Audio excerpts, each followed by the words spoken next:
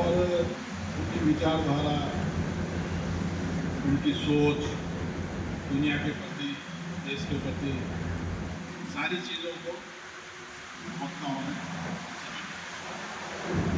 जो मूलभूत बातें हैं वो हवा, पानी, भोजन, शिक्षा, स्वास्थ्य, इसमें सुधार को लेकर के विश्व व्यवस्था, आर्थिक सुधार को भी इसमें लिया गया है। दुनिया को युद्ध मुक्त करने की भी बात कही गई है, परमाणु हथियारों को भी नष्ट करने की बात कही गई है। ये सारी बातें हैं। इसमें एक पहलू है जिस पे भी सोचना बहुत जरूरी है। पहलू है शिक्षा, सबको शिक्षा, यानी भोजन, पानी, हवा प्रकृति देती है, उस पर सबका अधिकार होना चाहिए, ये बात है। हवा अभी तक कोई नहीं रोक रहा है, लेकिन सिलेंडर में बिकेगी और बिकी भी। भोजन भी है, सबको नहीं मिल पा रहा है, जबकि प्रकृति सबके लिए उपजाती है। पानी भी प्रकृति ने सबको दिया, मुफ्त में दिया है, सारा कुछ दिया है, लेकिन वो भी साफ पानी उपलब्ध नहीं है। अब बात आती है शिक्षा की। शिक्षा क्या समान है क्या हमारे देश के अंदर? हम तो धन की बात, समान की बात करते हैं कि एक जैसे लकी स्कूल है हमारे पास, लकी इंटरनेशनल स्कूल है, उसके अंदर जो बच्चे की फीस है, प्राइमरी में जो बच्चा जाता है, केजी में पढ़ता है, उसकी 3 लाख रुपये फीस। और जो गांव में बच्चा पढ़ता है सरकारी स्कूल के अंदर, वहाँ पे 50-60 बच्चे हैं और एक टीचर है, वो उन बच्चों को क्या पढ़ा पाता है? घेरता है, बाड़े में बकरियों की तरह उनको घेरता है। क्या उस बच्चे में टैलेंट नहीं है? ये सोचने की बात है। हमारी शिक्षा व्यवस्था है वो चौखंबा शिक्षा नीति है, पहले भी थी, आज भी है। चौखंबा कैसे? पहले जो राजे महाराजे थे, उनके बच्चे जैसे मान लो कहते थे गुरुकुला में पढ़ते थे, वहाँ पे कोई नहीं जा सकता, या जो विदेशों में पढ़ते थे। आज जो राजे महाराजे हैं उनके बच्चे भी विदेशों में पढ़ रहे हैं, मंत्री संतरी उनके बच्चे वो भी विदेशों में पढ़ रहे हैं।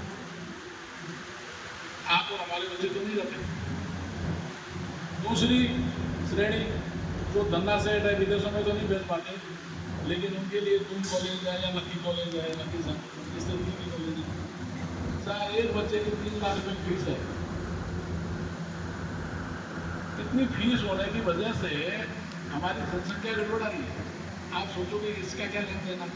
तो 3 बच्चों को 3 लाख रुपये फीस देके नहीं पढ़ा सकता, इसलिए एक ही बच्चा पैदा करता।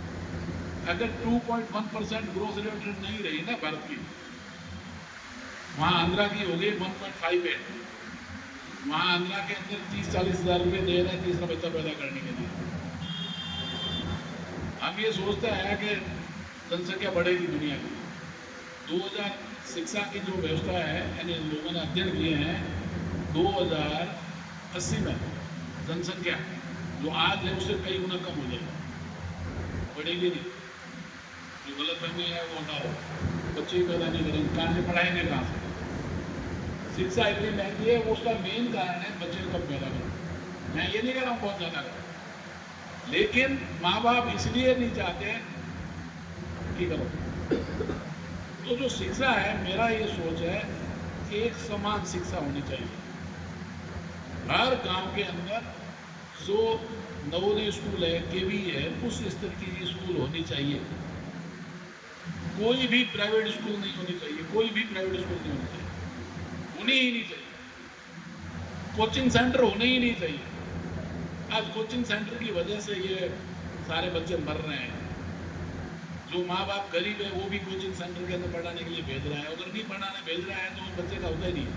तो पैसे वाला बच्चों का ही तो हो रहा है शिक्षण संस्थान में। तो कोचिंग सेंटर क्यों? कोचिंग सेंटर बंद कर दो। 22 लाख लोग बैठे, 1 लाख सीटें हैं, 21 लाख तो पीछे रह गए। बिल्कुल बिल्कुल यही हाल उसकी इंजीनियरिंग की IIT में जाना है बस, मेडिकल में जाना है बस, UPSC करनी है बस, क्लैट में पास होना है बस। तो शिक्षा व्यवस्था मॉडल है, केंद्रीय विद्यालय है, वो जो आर्मी के लोग हैं उनके लिए है, खांड के आके उनकी ट्रांसफर होती रहती है, तो उनमें एक ही जैसा सिलेबस है। तो हमारे लिए अलग अलग क्यों? हमारा जो बच्चा सरकारी स्कूल में पढ़ता है उसका सिलेबस अलग है, प्राइवेट में पढ़ता है उसका अलग है। ये क्यों? शिक्षा व्यवस्था ही गलत है। ठीक है। रोजगार परक शिक्षा है ही नहीं। नंबर चाहिए 90%, उसको पूछ लो। मैंने एक दिन पूछ लिया, मैंने कहा यार तेरी जो मम्मी है, उनकी बहन है, उनके पति क्या लगते हैं? तो बच्चे को पता ही नहीं। अगर उसको पूछ लेता तेरी मासी के पति क्या लगते हैं, तो मौसा जी बता देता। लेकिन मैंने थोड़ा सा उसको घूम के पूछा, व्यवहारिक नॉलेज नहीं है। दिमाग घूम गया बच्चे का। बच्चे के अंदर व्यवहारिक नॉलेज नहीं, नंबर ला रहा है 99%, उसका जो सब्जेक्ट है उसके बारे में उसको पूछ लो, वो नहीं बता पाता। तो ये नंबरों की जो शिक्षा व्यवस्था है, एक मूल्यांकन जो पद्धति है, नंबरों की पद्धति है, मूल्यांकन जो नंबरों के आधार पर किया जाता है, बहुत बढ़िया, वो गलत है। ठीक बात। इस दौड़ के अंदर, चूहा दौड़ के अंदर सारे लगे हुए हैं। तो प्राथमिक रूप से जब तक शिक्षा व्यवस्था में मूलभूत परिवर्तन नहीं होगा, एक समान शिक्षा होनी चाहिए, राइट टू एजुकेशन नहीं। सरकार क्या कहती है? Right to education. Why right to education? Equal education, right to equal education, समान शिक्षा का अधिकार चाहिए।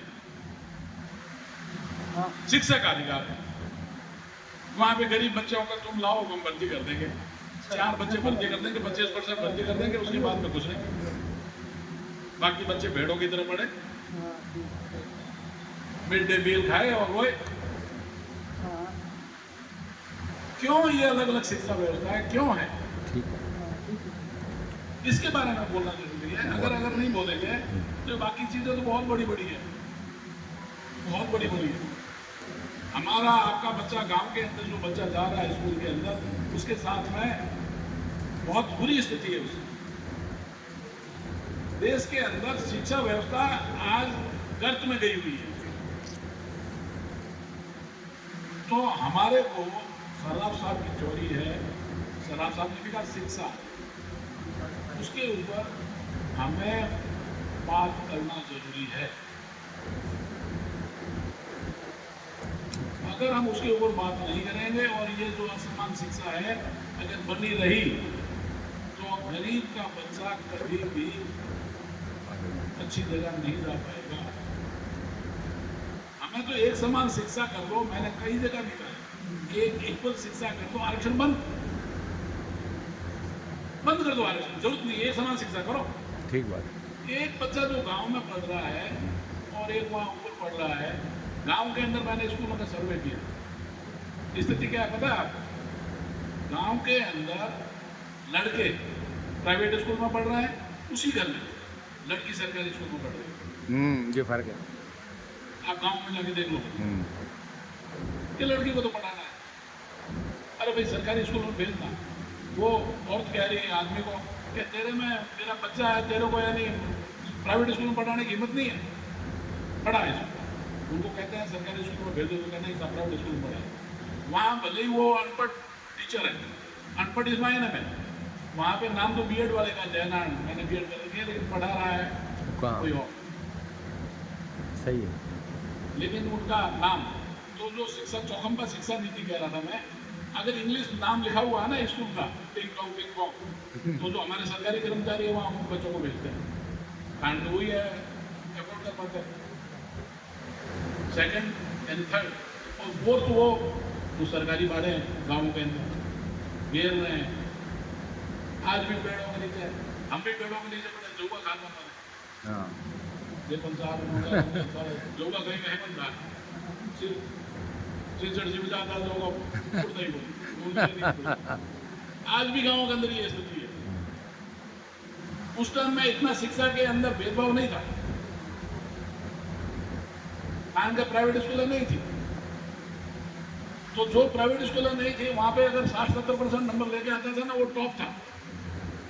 आज 99% लेके आ रहा तो आप कहता है कि 99.9 होता तो आप पढ़ते थे, कारण कि वो 100% वालों को भी एडमिशन नहीं हो रहा है सीट में।